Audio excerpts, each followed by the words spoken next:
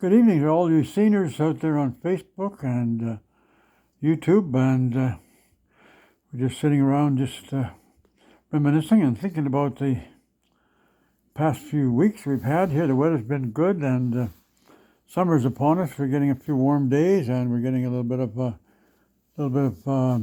rain and a little bit of wind, and it's a typical summer now. And today we had a little bit of rain again, so met today with some folks for coffee, and we're very fortunate to have friends who are about our age, and we sit there and talk at coffee time and talk about what our lives are like. And it's kind of different when when you get to be a senior and you're in the senior years. And what happens if you have a couple that have been married for a number of years, we're drinking coffee with people who have lost their wives, and my wife has been dead now for 5 years, and I have a friend at Selmo whose wife has been dead for the same amount of time, and another good friend of mine, his wife has been gone for a couple of years now, and a friend of mine at the coast, his wife's been gone a couple of years, and they were married about 50 years as well.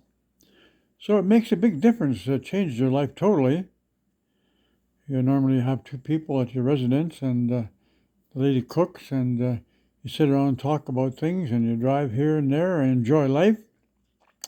So after your partner passes away, it takes 50% of you away. So then you have to decide that just because one person is gone, that doesn't mean to say the other person has to go too. So we have to learn how to live as a single person, and our life then becomes a matter of meeting with some people we know.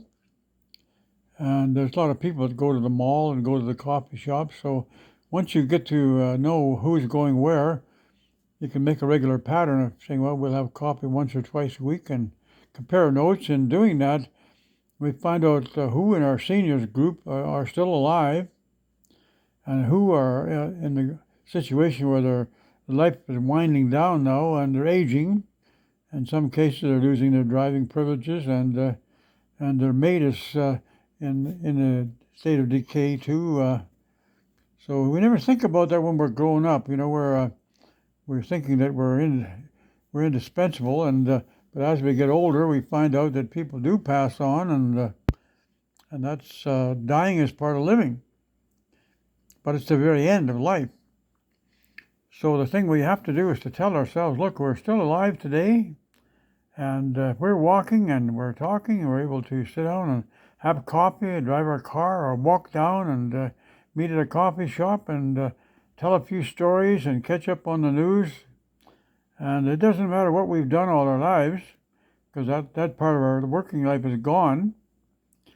So we just have to find out what we're doing to keep busy. And one of our chaps today said that he was looking at a biplane that operates out of Grand Forks. It's a two-wing jobby, and they'll take you out for a flight. So you can actually book a flight at choose a day, and they'll take you out for a 50 or 60 or 100 mile or 200 mile flight, whatever you think you can afford. And it's a good way of killing time.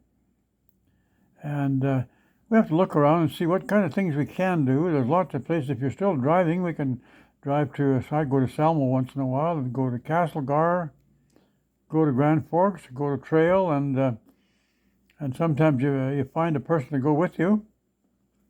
Or you go over to a coffee shop in a different town and you meet some new people and make some new friends and tell a few stories and take a look and see what's happening with the streets. And lots of times there's new businesses popping up, or maybe there's some of the older businesses that closed down during COVID, like the A&W here at Radio Avenue now is open again. They've got the drive-through open. It's been open for 3 years. But the restaurant itself was closed down. You couldn't go to the bathroom there, so it was rather an inconvenience for seniors. And we've seen a lot of that during COVID. We ran into that on Trail, and we ran into that in also in Castlegar, and also at Selmo.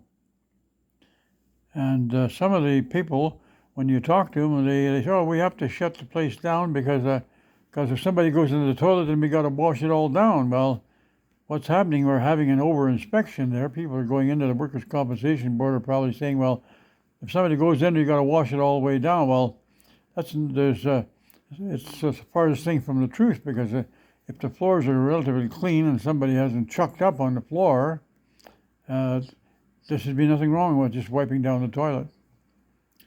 So things are getting back in order again, and there's live music here in town. Now they're having music at Finley's here. It's on a Thursday night. And they're having music at the Royal Hotel, and that is on a Saturday.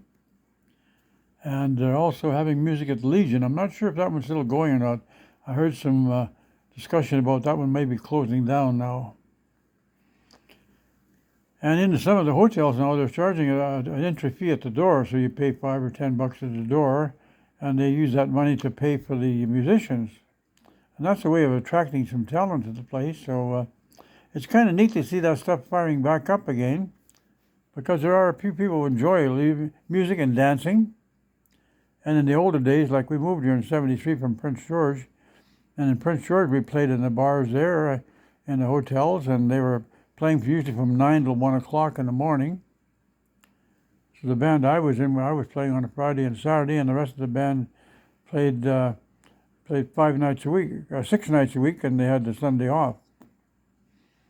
So we're kind of getting back. Things are opening up again and loosening up, and people are realizing that we're not sick.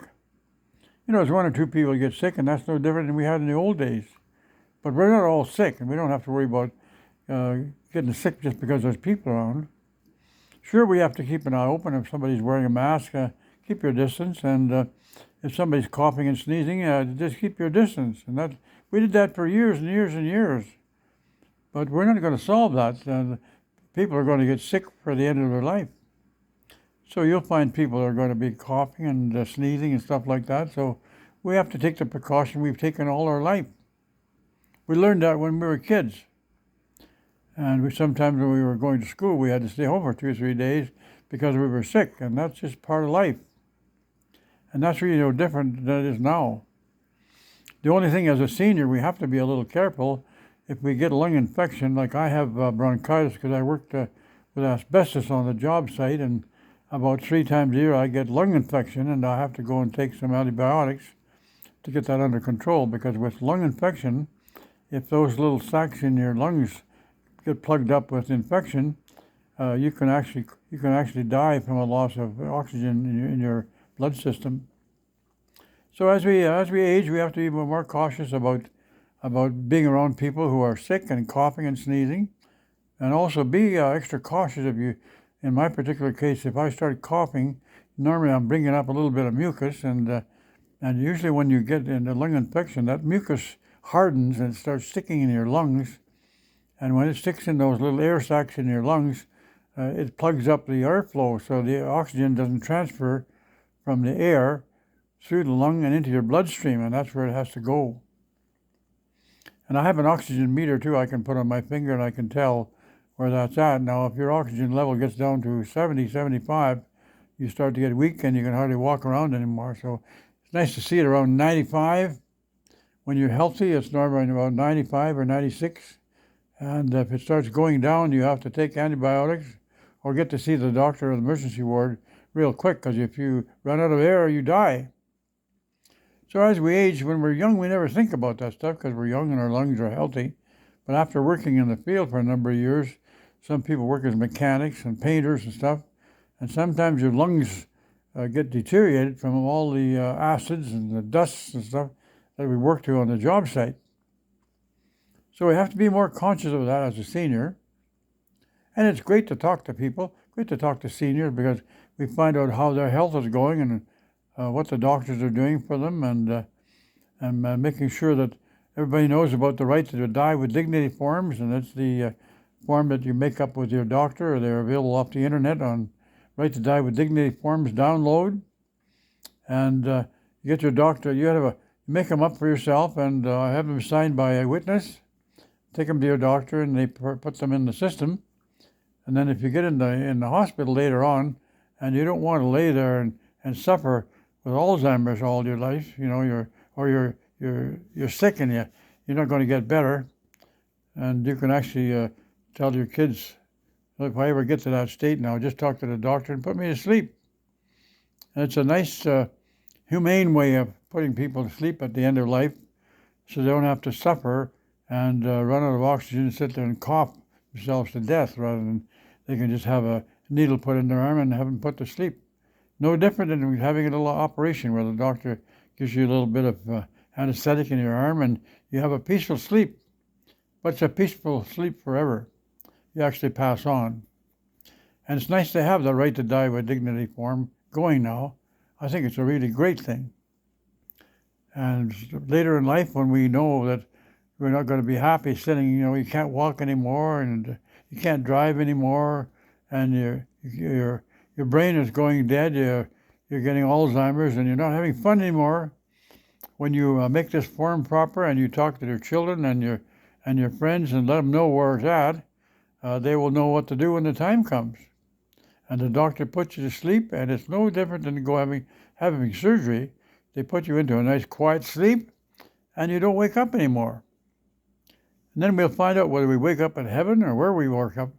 We know darn well that our body is going to deteriorate, and we're going to turn into oil, join the dinosaurs in the earth, but we don't know what's going to happen to our soul. Now, as far as I'm concerned, I have a bunch of pictures on the wall, and that'll be my memory. And we have to think about it. It doesn't matter what we've done in life, whether we've moved mountains or whether we've built bridges or what we've done. It's how people will remember us, what kind of a person we were. Were we a fun person, happy, and mixed good with people, or were we a person who kind of kept to themselves all the time? And it doesn't matter. It's their own choice. We choose our own life, and we do what we want to do. So have yourselves a great day, and all the best. Bye for now.